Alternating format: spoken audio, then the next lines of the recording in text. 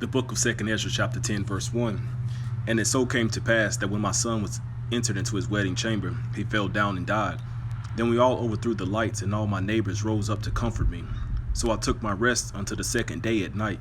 And it came to pass, when they had all left off to comfort me, to the end I might be quiet, then rose I up by night and fled, and came hither into this field, as thou seest. And I do now purpose not to return into the city, but here to stay, and neither to eat nor drink, but continually to mourn and to fast until I die. Then left I the meditations wherein I was, and spake to her in anger, saying, Thou foolish woman above all other, seest thou not our mourning, and what happeneth unto us? How that Zion our mother is full of all heaviness, and much humbled, mourning very sore. And now, seeing we all mourn and are sad, for we are all in heaviness, art thou grieved for one son? For ask the earth, and she shall tell thee that it is she which ought to mourn for the fall of so many that grow upon her. For out of her came all that the first, and out of her shall all others come. And behold, they walk almost all into destruction, and a multitude of them is utterly rooted out. Who then should make more mourning than she, that had lost so great a multitude, and not thou which art sorry but for one? But if thou sayest unto me, My lamentation is not like the earth's, because I have lost the fruit of my womb, which I brought forth with pains, and bear with sorrows. But the earth not so, for the multitude present, and it according to the course of the earth is gone as it came. Then say I unto thee, Like as thou hast brought forth with labor, even so the earth also hath given her fruit, namely man, ever since the beginning unto him that made her. Now therefore keep thy sorrow to thyself, and bear with a good courage that which hath befallen thee. For if thou shalt acknowledge the determination of Yahweh to be just, thou shalt both receive thy son in time, and shalt be commended among women. Go thy way then into the city to thine husband. And she said unto me, That will I not do. I will not go into the city, but here will I die. So I proceeded to speak further unto her, and said, Do not so, but be counseled by me. For how many are the adversities of Zion? Be comforted in regard of the sorrow of Jerusalem. For thou seest that our sanctuary is laid waste, our altar is broken down, our temple destroyed, our psalter is laid on the ground, our song is put to silence, our rejoicing is at an end, the light of our candlestick is put out, the ark of our covenant is spoiled, our holy things are defiled, and the name that is called upon us is almost profane. Our children are put to shame, our priests are burnt, our Levites are gone into captivity, our virgins are defiled, and our wives ravished. Our righteous men carried away, our little ones destroyed, our young men are brought into bondage, and our strong men are become weak. And which is the greatest of all? The seal of Zion hath now lost her honor, for she is delivered into the hands of them that hate us. And therefore shake off thy great heaviness, and put away the multitude of sorrows, that the mighty may be merciful unto thee again. And the highest shall give thee rest and ease from thy labor.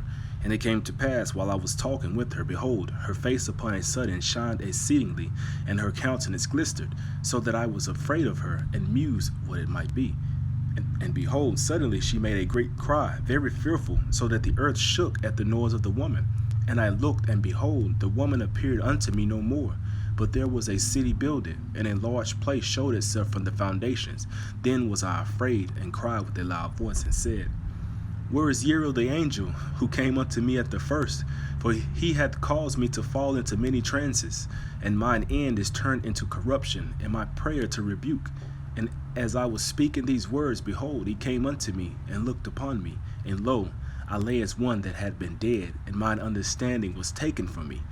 And he took me by the right hand, and comforted me, and set me upon my feet, and said unto me, What aileth thee? Why art thou so disquieted? And why is thine understanding troubled, and the thoughts of thine heart? And I said, Because thou hast forsaken me, and yet I did according to thy words. And I went into the field, and lo, I have seen, and yet see, that I am not able to express. And he said unto me, Stand up manfully, and I will advise thee. Then said I, Speak on, my Lord, and me. Only forsake me not, lest I die frustrate of my hope. For I have seen that I knew not, and hear that I do not know. Or is my sense deceived, or my soul in a dream? Now therefore I beseech thee, that thou wilt show thy servant of this vision. He answered me then, and said, Hear me, and I shall inform thee, and tell thee wherefore thou art afraid. For the highest will reveal many secret things unto thee. He hath seen that thy way is right, for that thou sorrowest continually for thy people, and makest great lamentation for Sion. This therefore is the meaning of the vision which thou lately sawest. Thou sawest a woman mourning, and thou beganest to comfort her. But now seest thou the likeness of the woman no more, but there appeared unto thee a city builded. And whereas she told thee of the death of her son, this is the solution. This woman whom thou sawest is Sion, and whereas she said unto thee, even she whom thou seest as a city builded. Whereas I say, she said unto thee, that she hath been 30 years barren. Those are the 30 years wherein there was no offering made in her. But after 30 years Solomon builded the city and offered offerings, and then bare the barren a son. And whereas she told thee that she nourished him with labor, that was the dwelling in Jerusalem. But whereas she said unto thee, that my son coming into his marriage chamber happened to have a fail and died, this was the destruction that came to Jerusalem. And behold, thou sawest her likeness, and because she mourned for her son, thou beganest to comfort her. And of these things which have chanced, these are to be opened unto thee. For now the Most High seeth that thou art grieved unfeignedly, and sufferest from thy whole heart for her.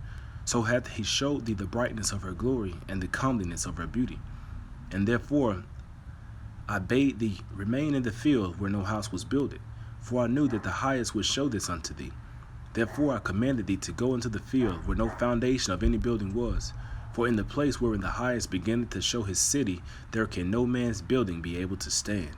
And therefore fear not, let not thine heart be affrighted, but go thy way in and see the beauty and greatness of the building, as much as thine eyes be able to see. And then shalt thou hear as much as thine ears may comprehend, for thou art blessed above many other, and art called with the Highest, and so are but few.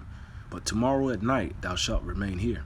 And so shall the Highest show thee visions of the high things, which the Most High will do unto them that dwell upon the earth in the last days. So I slept that night and another, like as he commanded me.